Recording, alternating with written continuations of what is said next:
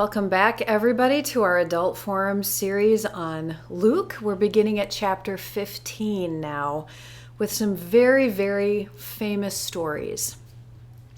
So again, the context of what we are listening to right now is Jesus is speaking with the powerful people who are hearing, the ones who've traditionally been the one to define the faith and religion for the people. And Jesus is speaking in that context.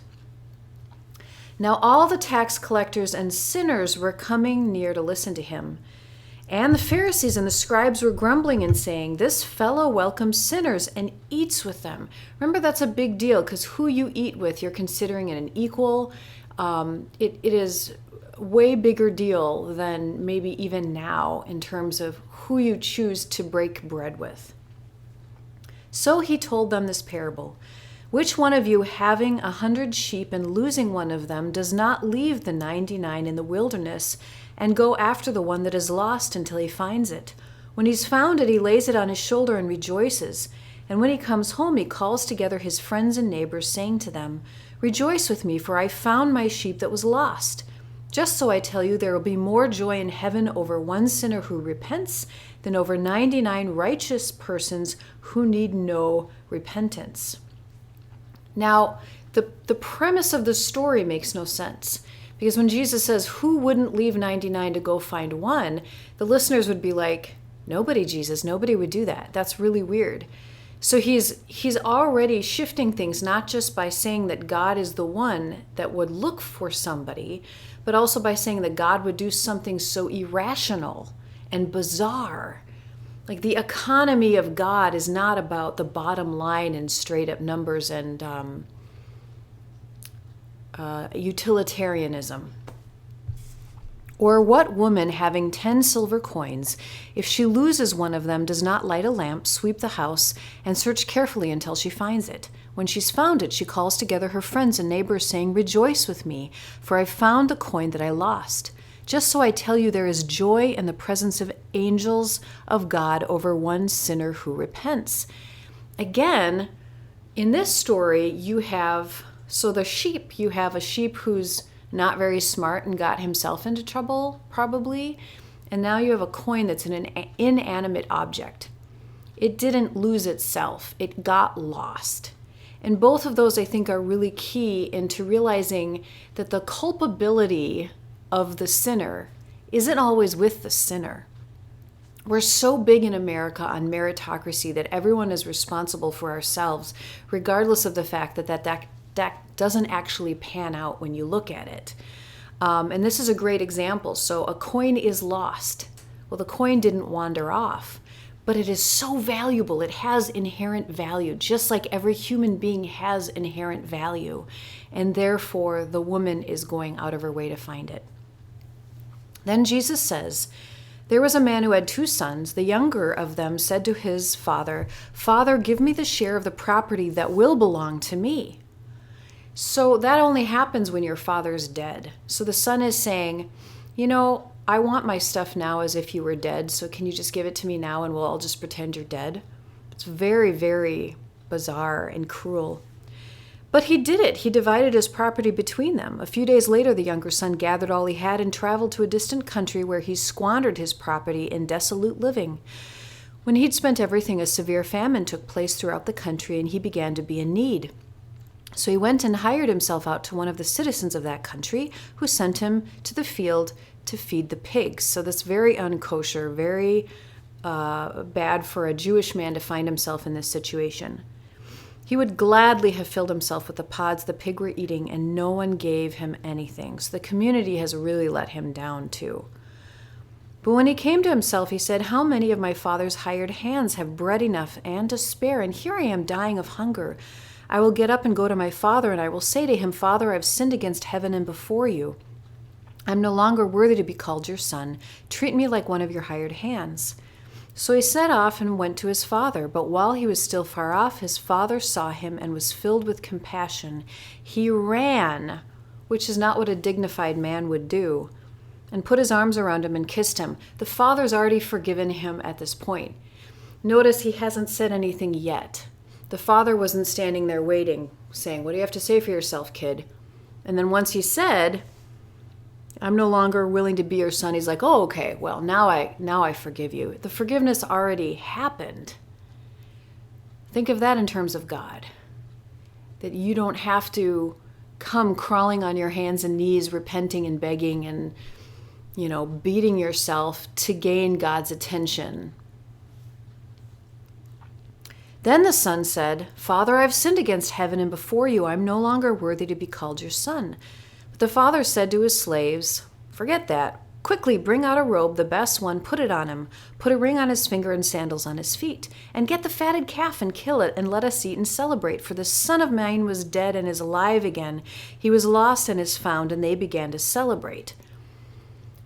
I think the people listening to this story would have been shocked and appalled by everybody's behavior thus far. The father's behavior is bizarre, actually giving his son his inheritance and then welcoming him and throwing a huge party. The son's is bizarre. And so this next part of the story is probably naming every listener, especially the Pharisees and the scribes, exactly what's going on in their heads. Now his elder son was in the field. That's all of us born and raised church people. He came and approached the house. He heard music and dancing. He called one of the slaves and asked what was going on. He replied, your brother has come and your father has killed the fatted calf because he's got him back safe and sound. Then he became angry and refused to go in. His father came out and began to plead with him, but he answered his father, listen, for all these years I've been working like a slave for you. I wonder if that's true. And I've never disobeyed your command, yet you have never given me even a young goat that I might celebrate with my friends. Did the father really not give it to him, or did the son in his austerity and holiness never ask, because he's the good son? But when this son of yours come back, who's devoured your property with prostitutes, how does he know that? You killed the fatted calf for him. And the father said to him, son, you're always with me, and all that is mine is yours. He's been living in splendor this whole time, whether he was willing to admit it or not. But we had to celebrate and rejoice because this brother of yours was dead and has come to life. He was lost and has been found. This story is meant for us to rethink God's grace and forgiveness in contrast with ours. That we would leave the one sheep to die, and we would lose a coin, not recognizing its value and just say, it doesn't matter. That we would vilify, and we do vilify, the person who leaves. This is a whole thing, but when people leave the church and don't want to come back to the church, so often we make it their fault instead of wondering if there was something that hurt them, or wondering if they come back. When people come in who have a seedy background and they need belonging, they need love and forgiveness, if we try to make them prove it, I'm just trying to say that raising the questions is really, really important. This should make us uncomfortable. It should make us wonder how many times we're like the elder son, judging the outside people. And granted, many of you may have felt like the prodigal son, and hopefully you have felt, if not from church, but from the presence of God, an embrace, a welcome, a love. And that is what the church should represent, but sometimes we are the elder son. Chapter 16. These chapters aren't as long as the other ones. Then Jesus said to the disciples, there was a rich man who had a manager, and charges were brought to him that this man was squandering his property. So he summoned him and said to him, what is this I hear about you? Give me an accounting of your management, because you cannot be my manager any longer. Then the manager said to himself, what will I do now that my manager's taking the position away from me? I'm not strong enough to dig, and I'm ashamed to beg. I've decided what to do so that when I'm dismissed as manager, people may welcome me into their homes. So summoning his master's debtors one by one, he asked the first, how much do you owe my master? He answered, 100 jugs of oil. He said, take your bill, sit down quickly and make it 50. Then he asked another, how much do you owe? He said, 100 containers of wheat. He said to him, take your bill and make it 80. And the master commended the dishonest manager because he'd acted shrewdly. For the children of this age are more shrewd in dealing with their own generation than are the children of light. And I tell you, make friends for yourselves by means of dishonest wealth, so that when it is gone, they may welcome you into the eternal homes. Whoever is faithful in a very little is faithful also in much, and whoever is dishonest in very little is dishonest also in much. If then you've not been faithful with the dishonest wealth, who will entrust you to the true riches? And if you've not been faithful with what belongs to another, who will give you what is your own? No slave can serve two masters, for a slave will either hate the one and love the other, or be devoted to the one and despise the other. You cannot serve God and wealth. This is kind of a confusing one. I guess the question is, who is the dishonest manager? And what is God giving us? What does it mean to be dishonest with our money? Who is the manager? Who is the rich man? Is the rich man not God, but rather the world? And the dishonest manager are people who are making it in this world. And what does that mean for us as Christians? I haven't heard a great explanation for this parable. I think a lot of people shake their heads. And it's okay for us to be confused because there's so much in the political, socioeconomic world of Jesus' time that it's hard for us to relate to. But let's keep going because it keeps talking about money. The Pharisees, who were lovers of money, heard all this and they ridiculed him. And he said to them, you are those who justify yourselves in the sight of others, but God knows your heart. For what is prized by human beings is an abomination in the sight of God. Okay, that's helpful. What are things that the world puts huge value on that God doesn't care about? And what are the things that God cares about? I mean, truly, if Jesus were in charge, like Jesus were the president for 1 year, and people actually listened to him, what would he honestly do? I think the last would be first and the first would be last. He'd probably put all his energy on the people who've been traditionally marginalized. There would be such a shift in the priorities that it would freak a lot of supposed Christians and people of faith out.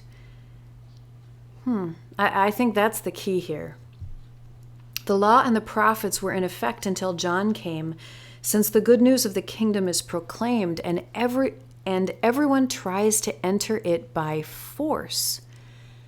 But it's easier for heaven and earth to pass away than for one stroke of a letter of the law to be dropped. Anyone who divorces his wife and marries another commits adultery, and whoever marries a woman divorced from her husband commits adultery. It seems random, but Jesus is using that as an example because he's saying, according to the letter of the law, a man can divorce his wife. Remember, women couldn't divorce their husbands.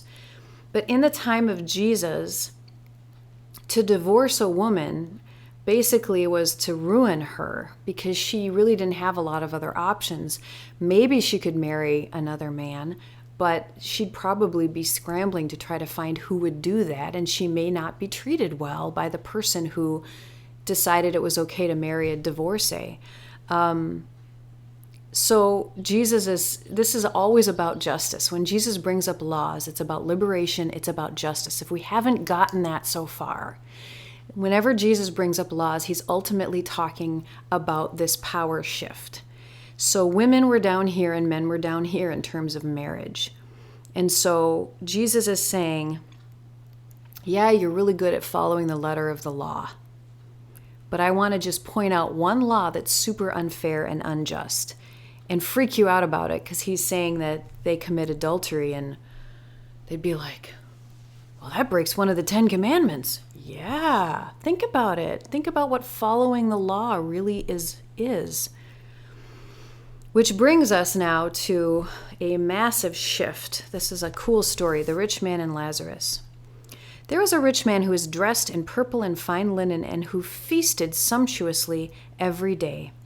And at his gate lay a poor man named Lazarus, covered with sores, who longed to satisfy his hunger with what fell from the rich man's tables. Even the dogs would come and lick his sores. So the rich man is not named, but the poor man, the pathetic man, is Lazarus. The poor man died and was carried away by the angels to be with Abraham. The rich man also died and was buried. In Hades, where he was being tormented, he looked up and saw Abraham far away with Lazarus at his side. The hearers are also confused, just as the rich man is confused, because isn't being rich and being wealthy evidence of God's blessing? And isn't this man on the side of the road covered with sores evidence of God's curse? Why are they where they are then? He called out, "Father Abraham, have mercy on me. Send Lazarus to dip the tip of his finger in water and cool my tongue, for I am in agony in these flames. Lazarus is below me. He is like a slave. Make him do work for me. I'm so important." But Abraham said, "Child, remember that during your lifetime you received your good things, and Lazarus in like manner evil things. But now he's comforted here, and you are in agony. Besides all this, between you and us is a great chasm has been fixed, so that those who might pass from here to there cannot do so, and no one can cross from there to us." He said, "Then, Father, I beg you to send him to my father's house." Once again, make Lazarus be the lapdog, right? "For I have 5 brothers, and he may warn them, so that they may not also come to this place of torment."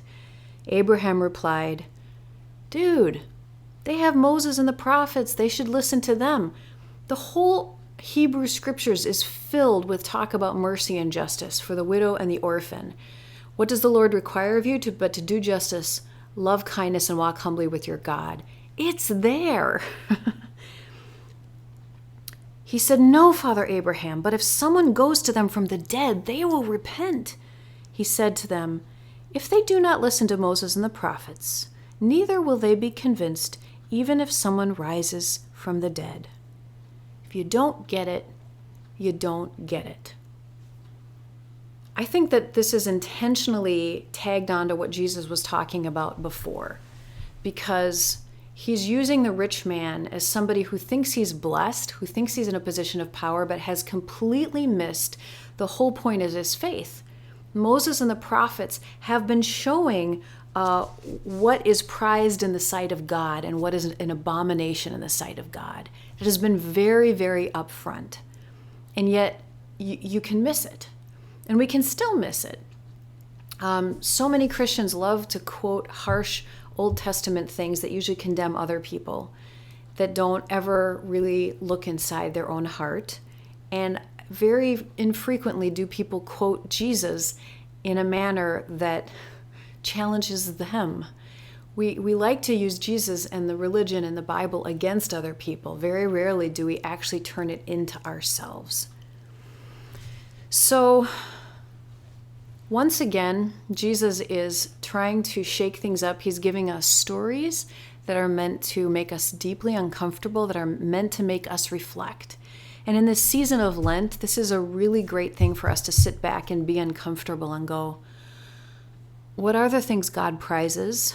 What is the point of faith and the Bible and the law and Jesus? What is the core of it all? How does it match up with what's happening in my own heart? What do I need to let go of? What do I need to hold on to for this Lenten season, for my life, for this discipleship journey? It's a really, really great way to go. So this is a shorter one. We'll jump in on chapter 17 next week. Have a wonderful day. Bye-bye.